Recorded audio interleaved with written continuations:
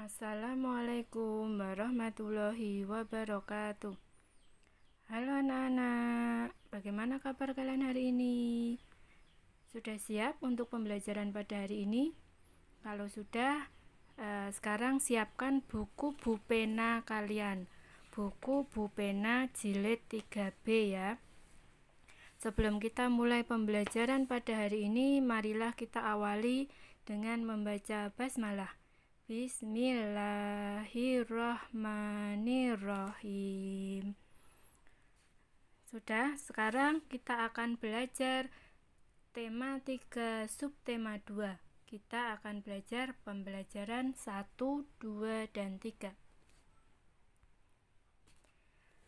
Wujud benda.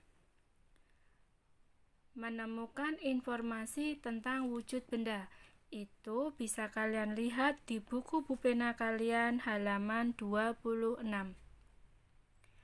Sudah dibuka? Sudah. Untuk menemukan informasi dari sebuah gambar, kita harus memperhatikan terlebih dahulu gambar tersebut. Setelah itu, kita bisa menuliskan ciri-ciri yang terdapat dari gambar tersebut.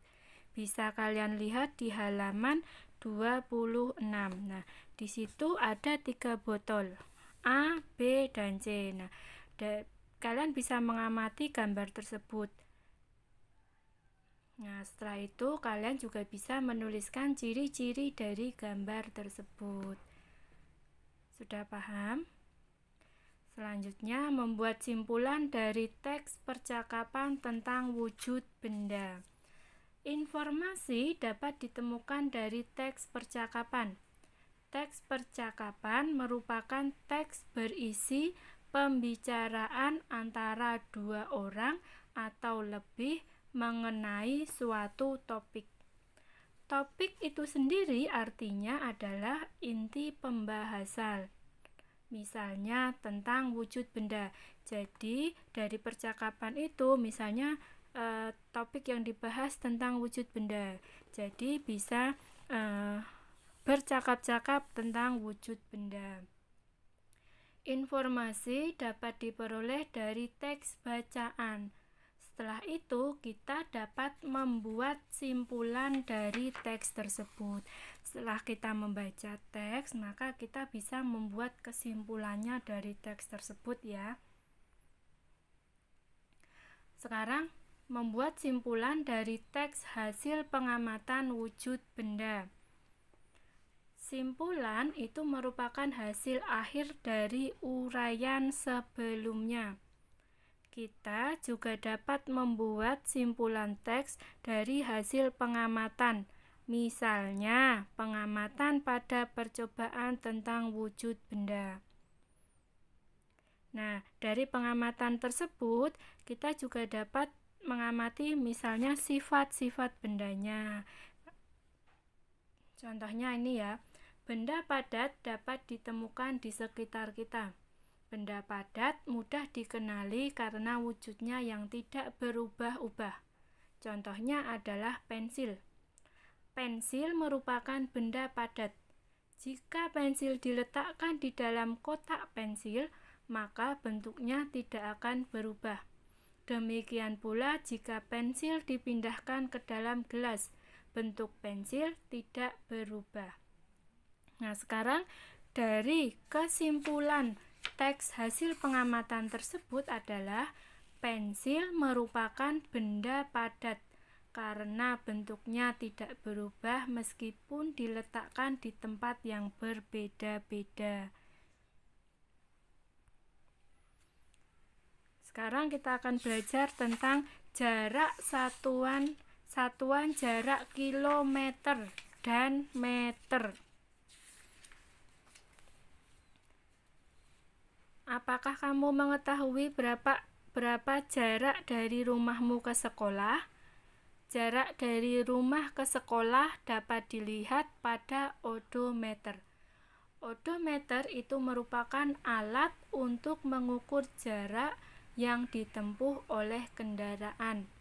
Pada odometer dapat dilihat bahwa jarak tempuh dinyatakan dalam satuan kilometer.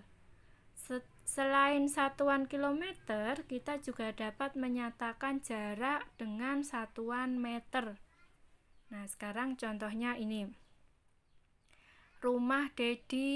Jarak rumah Dedi ke sekolah itu 1 km 320 meter. Berarti bagaimana? Berarti jarak rumah Dedi ke sekolah itu 1 km lebih 320 meter. Atau jarak rumah Komang ke sekolah, jaraknya berapa?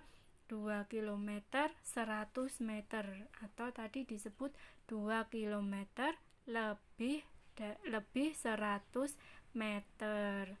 Nah, sekarang penyelesaiannya. Nah, 1 km itu sama dengan 1000 meter. Kemarin sudah belajar ya.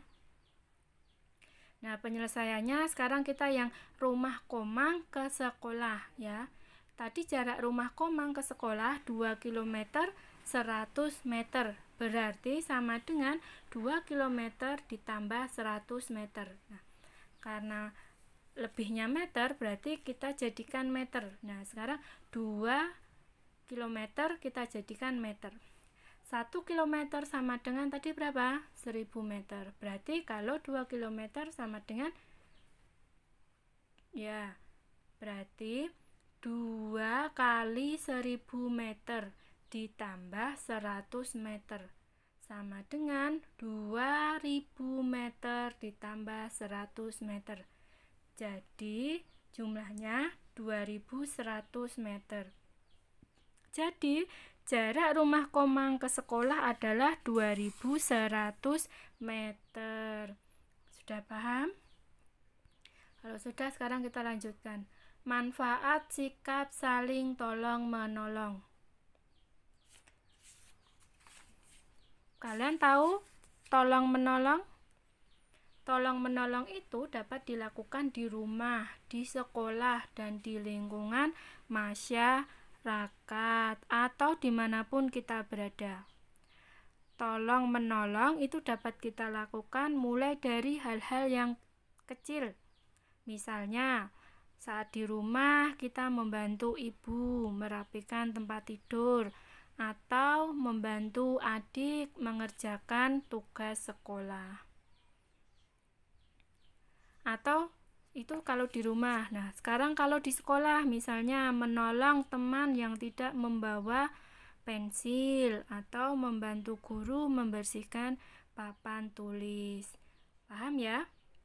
Menolong orang lain merupakan pengamalan sila kedua Pancasila yang berbunyi apa? Kemanusiaan yang adil dan beradab. Nah, menolong orang lain itu juga termasuk sikap yang terpuji. Saat menolong, kita tidak boleh membeda-bedakan suku, agama, ataupun ras agar kerukunan tetap terjaga. Sekarang, manfaat dari sikap tolong-menolong kepada sesama antara lain. Yang pertama, meringankan beban orang yang kesusahan. Yang kedua, meringankan pekerjaan orang lain. Yang ketiga, mempererat hubungan antar sesama. Dan yang terakhir, menumbuhkan rasa persaudaraan dan kemanusiaan. Jadi, kita hidup di dunia itu harus saling tolong-menolong. Tolong-menolong itu tadi apa? Termasuk perbuatan yang terpuji. Nah, sekarang kita akan belajar gerak dalam tari. Gerak pada tari adalah gerak tubuh secara berirama yang dilakukan dengan teratur. Gerak merupakan unsur utama dalam tari. Nah, setiap penari itu perlu memiliki kelenturan tubuh agar bisa melakukan gerakan yang indah.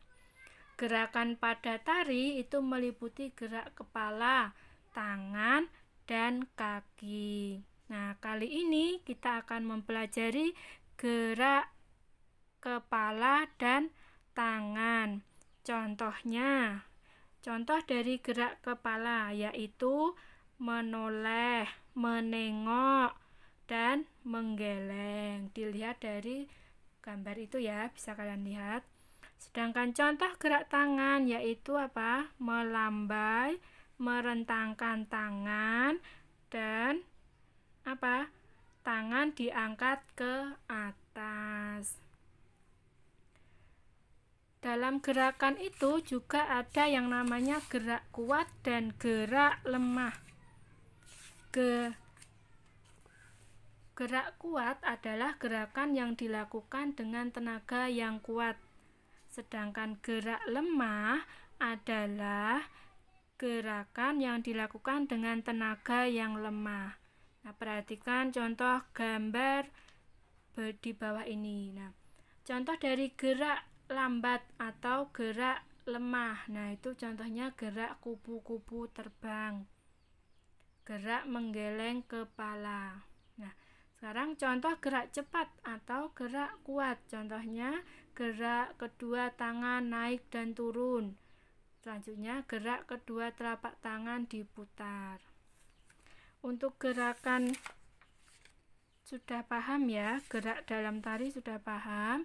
Kalau sudah, nanti tugasnya jangan lupa kerjakan latihan soal Bu Pena 3B muatan matematika halaman 28 yang ayo berlatih. Kerjakan yang bagian A ya, nomor 1 sampai 5.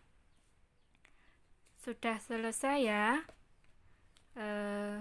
Sebelum kita akhiri pembelajaran pada hari ini, jangan lupa di rumah tetap belajar, tetap semangat, dan jaga kesehatan. Jangan lupa membantu orang tua. Kita akhiri pembelajaran pada hari ini dengan membaca hamdalah. Alhamdulillahirabbil alamin. Sudah akhiri ya. Wassalamualaikum warahmatullahi wabarakatuh.